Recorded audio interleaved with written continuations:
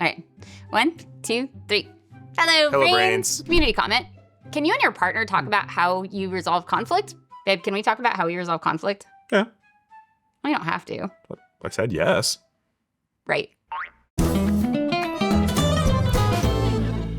First of all, I should introduce this handsome man sitting next to me. This is... No, you. Oh. You. Would you like to introduce yourself? I'm Rafael Bocamatzo, otherwise known as Dr. B. I'm a clinical psychologist in Washington State and the head of a geek and gamer-focused mental health practice. I'm also her fiancé. Yeah, put a ring on it. In this video, we're going to talk about one of the biggest barriers that can be involved in being able to resolve conflict. And that is simply not hearing what the other person is actually saying, literally, figuratively. And this is a trap that we fall into a lot personally. It's just a really common thing. And there's some really good reasons for it, which we're going to talk about in this video. We're also going to talk about the big strategy that we have found to kind of help with that, which is to ensure that each person has the opportunity to speak for themselves. And that's easier said than done. And so we'll talk about that. But first, I want to point out that we are actually in a really good place with our relationship right now. And we are currently using the Paired app to help us keep it that way. It's awesome. If you haven't heard of the Paired app, it's a relationship app designed to help couples stay in love. It offers daily conversation starters like quizzes, questions, games. Oh yeah, it's great. So often we're trying to make things work and make time for each other, but it's hard when we're so focused on work or our daughter. Paired prompts us with questions I wouldn't have thought to ask. Right, which is nice because otherwise all our conversations right now would be like, did you pick up diapers? Also, there's a timeline feature where we can add and remember the big events in our relationship, like you cutting your hair. It looks good. Thanks. One cool thing is that if I get in my head and all self-critical, Paired gives me written evidence of the things my partner appreciates about me. It's a lot harder for my brain to argue with something that's, actually written out. Yup. Paired also includes expert-backed advice to strengthen communication and highlight areas of growth, making the journey of staying in love more enjoyable. And meaningful. Yeah. Just taking 5 to 10 minutes a day to answer a few questions and read each other's answers helps us feel a lot more connected. A lot of the answers are great conversation starters. We often discover we're more on the same page than we even realized. Oh, yeah. What just happened? Log into Paired. Are you laughing at your own answer? Well, I'm laughing at a shared answer. Do we know each other or do we know each other? Uh-huh. Did this conversation bring you closer together? Double thumbs up. Double thumbs up. If you'd like to try Paired, click my link below to get a 7-day free trial and 25% off Paired Premium so you can maintain and deepen your connection with your partner. Okay, so let's jump right into this. In your personal and professional opinion, why is it that we don't always hear what the other person actually said? Well, I want to break that word down into both hearing the words and comprehending the meaning. Literal brain. Right? Yeah, literal brain. Well, I mean, the literal brain, but it's also practical because sometimes we're in the middle of things, or I'm in the kitchen and I'm cooking, I'm cleaning, I'm doing whatever, and I've got sounds that interfere with my ability to actually hear you. And I insist on talking to him no matter where it is that I am While in the I've got house. this, while I've got the faucet running, while I've got things sautéing, while I'm chopping things, there's a lot of interference. But then there's the other times where I hear the words, but I might superimpose my own meaning upon you, which is basically what I think you meant instead of what you actually mean. Said. Yeah. Same for me. Like there's the literal and the figurative. Literally, sometimes I don't hear what he's saying because I am distracted. I usually hear what you're saying if I am paying attention to you. However, I don't know if you guys know this. I have ADHD, which means that sometimes I am paying attention to something else because I'm hyper-focused on something. So he could be right next to me. Such as our daughter. Yeah. No, that hyper-focused, okay, maybe. But often I am hyper-focused on something, and so he can be talking, and I will notice that he's talking to me like maybe halfway through his sentence. And I'll be like, wait, what did you just say? It takes me a minute to like unplug my brain from whatever it is that I'm focused on. Yeah, I start info dumping, and about halfway through the info dump, I realize she's not paying attention because, in fairness, I didn't confirm her attention before I started info dumping. Even trying to watch a TV show, I often have to rewind to see what it is that the characters said.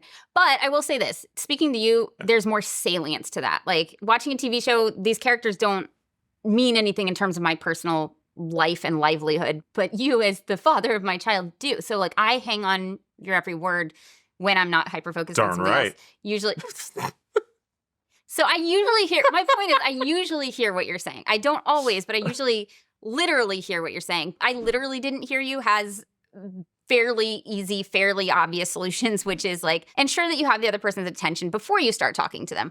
Also more easily said than done, but it can be something as simple as like putting your arm on the other person until like they come back from wherever they were. Or, hey, I'd like to share something with you. Is that Yeah. okay? Get consent and that sort of thing. Yeah. And, it's basically get confirmation. That they are in a place to be able to listen to you, right? As opposed to, hey, babe, chop, chop, chop, chop, chop, scrub, scrub, scrub, scrub, scrub, chop, chop, chop. What?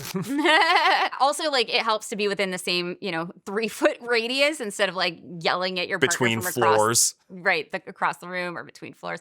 Yeah, the figurative is a little more challenging. When we say I didn't hear what you were actually saying, it means that you said the words and I may have literally heard them, but I misunderstood transformed the meaning. those Right. words into something that fits my own understanding, my own Right. narrative, or my own meaning making, and we all do it. We absolutely all assign meaning to things, whether it's what other people do or the things we experience. We all do it. I have ADHD and my brain moves really quickly. And so sometimes before he gets to the end of his sentence, I've like already filled in, like it's Mad Libs or something. Like I've already filled in the rest of what you're about to say. And then I don't actually hear what you actually said. Oh, and in fairness, I do the same thing a lot of the times. ADHD presents itself its own interesting challenges because on one hand, I process slower, but I'm also impulsive. Oh, yeah. We cut each other off constantly. What?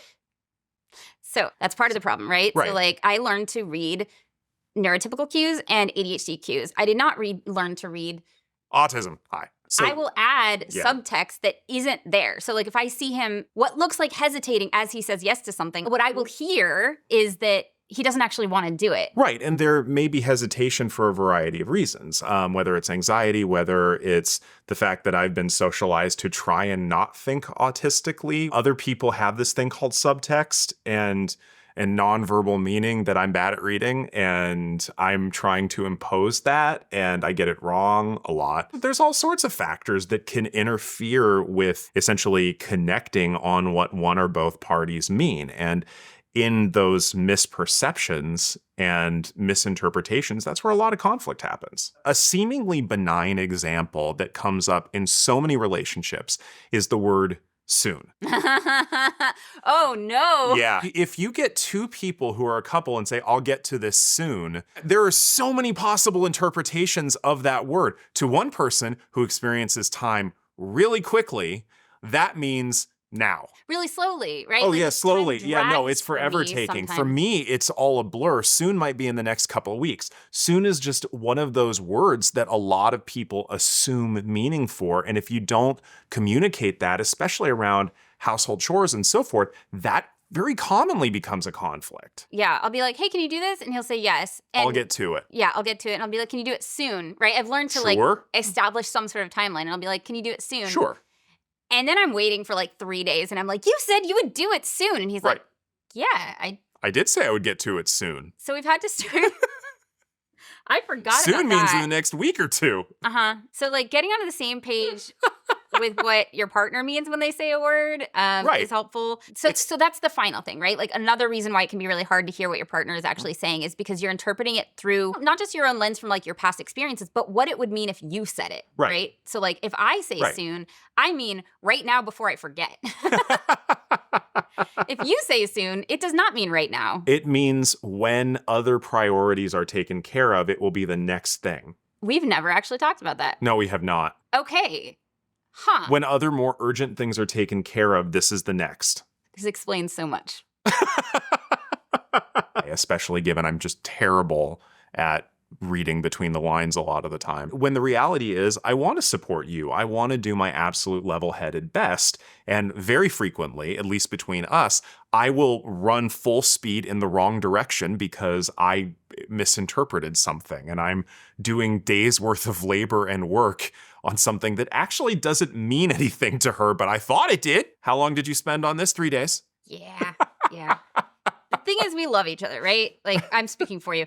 I love him, and I just basically said everything but I love you. I know, but I didn't read into it. Ooh. No. I think I'm taking it a little bit too far at that point. But no, obviously we love each other. We've done a bunch of videos about our relationship. You can check that out here. Our relationship update from the very first one, which was incidentally right after we broke up for the first time. The only time. Good God. The only time. What did you hear me say when I said that? Well, the first time implies multiple times. You see how this can go, right? Like, you see how easy. We've been recording for 15 minutes and we've already missed each other. His therapist has a great way of putting it, like, oh, your boat's passing in the night. Let's get you on the same page. You just keep passing in the night. But there's also emotion dysregulation. Emotions can be really loud. Oh, and, God, they're loud. We can get emotionally flooded. If I'm upset about something that he said, like, then when he tries to tell me why he did a thing, like, I'm filtering that through, but I'm angry, right? Like, right. And so, like, whatever he said, like, surely he meant something terrible by it or whatever. Well, I mean, or I'm feeling rejection sensitivity or whatever it is. Well, But because you've experienced that enough times that you've internalized that when I experience X, it means Y. that's the other thing, right? The last 10, 20 times that somebody said that they were busy when I asked them if they wanted to hang out with me, like, turns out they actually didn't want to hang out with me. And so, like, that's what I hear. If you're like, hey, I'm busy, I hear, I don't want to hang out with you, which is not at all what you said. No, But- it means I'm busy. Yeah, but this was at one point a survival mechanism for me. Right. I grew up in a family of origin that was not safe for me. And so I had to infer meaning. I had to read between the lines. I had to be hypervigilant about what somebody's words were versus their actions versus, their emotions. Like, I had to keep myself safe. It is no longer an adaptive strategy, but at one point it was. And so that's the first part of it, is recognizing, like, if you are in a good relationship for the most part and you are in a safe relationship, it is not adaptive for you to try and second guess, like, what they actually mean. Right. But it's really hard to turn that off. Oh, God, yeah, So- especially if you've experienced several decades of it. Speaking for myself as an autistic person, I literally have a disability around reading nonverbal cues, subtext, social meaning, and so forth. Not all the time, but enough that it really disrupts things. And I have been taught both forcibly, tacitly, and so forth to try and interpret the things that I'm bad at interpreting. And so I transpose my own meaning over what Jessica is saying. And very frequently when we do that with each other, it's just like we miss each other completely. There's another challenge, which is working memory. Sometimes I don't know what he said because by the time he finishes saying it, my working memory has been overloaded and I start dropping pieces of it. Well, yeah, that's another limitation. If one person can't hold too many bits of information, and generally that's me, actually. Well, for you, it's processing speed, though. Well, both. Yeah. It's both. If one person needs just small chunks of information and the other person feels really emotional and just dumps all this stuff out, then you've got multiple obstacles to overcome there, like your emotional interpretation of things, as well as just retaining everything that was said. Yeah, and it's hard because, like, I can empathize. I also have limited working memory, but I am a verbal processor. And so I will dump out a lot of information just trying to, like, sort through it and figure out what it is I'm even trying to say. And meanwhile, he's, like, trying to hold on to all of it. Can we go back to the first sentence, which was 2 minutes ago? And, like, by the time I finally figure out what it is I actually want to say, I realize he has stopped listening. Like, it's like he's like a I'm bin. trying. Like, he's a bin and he's full, right? Like, everything that I put in after that is just going to fall right off the top of the bin.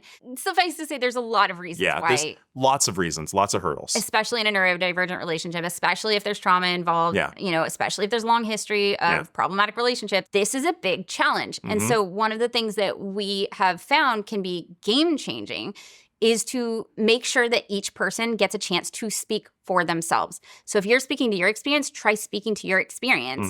And you can mention, the other person, but, like, you try to stay from your perspective. Like, this is my perspective. And you try not to, like, guess at the other person's or assume the other person's. It's so hard, especially if you have ADHD, autism, and you struggle with emotional dysregulation.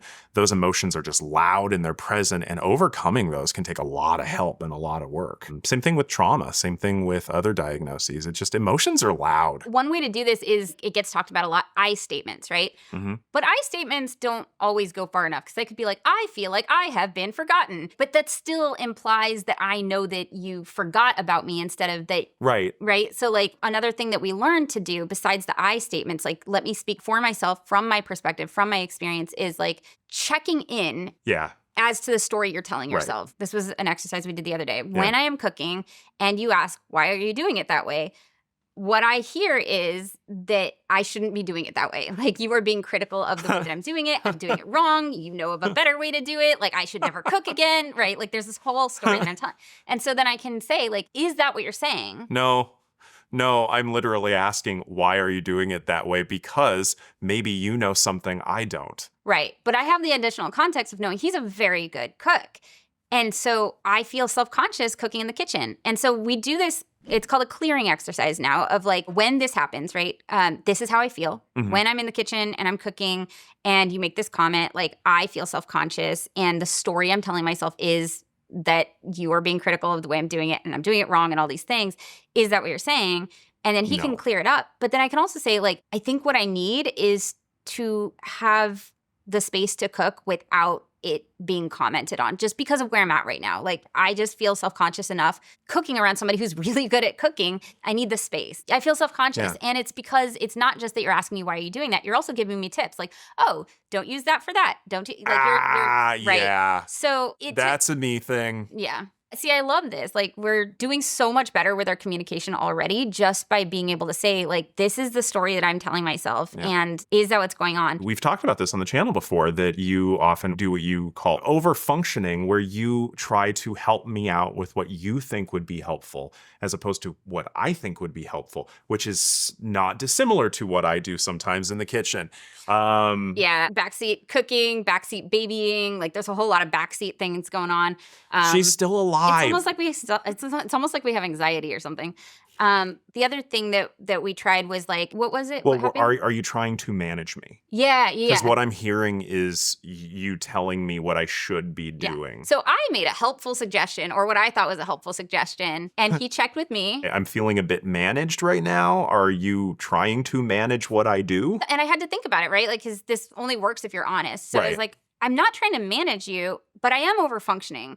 It is not my job to tell you how you should navigate X, Y, and Z. It is your job to figure out how to navigate X, Y, and Z. Like an interpersonal situation or whatever. So I was like, okay, like I'm not trying to manage you, but I see how it could come across that way because I am over-functioning. I'm overreaching into like what is your territory, right? Like there's the what's mine, what's yours. Yeah. And that's a lot of this is we're just trying to figure out the boundaries between like what's mine and what's yours, like what's my feelings and my perspective and what's your feelings and your perspective, and not assuming that we know what the other person is experiencing or what the other person is feeling. And that's so important, especially with neurodivergence, because we know if we have ADHD, we know what it's like when other people assume that we weren't actually trying or we don't actually care. Like this really happens where a lot of the time what our actions speak to, like what our actions are saying, are different from what's actually going on the inside. So giving each other an opportunity to share our own perspective and like what we are experiencing and what our thoughts are and what we actually mean is really important. Yeah.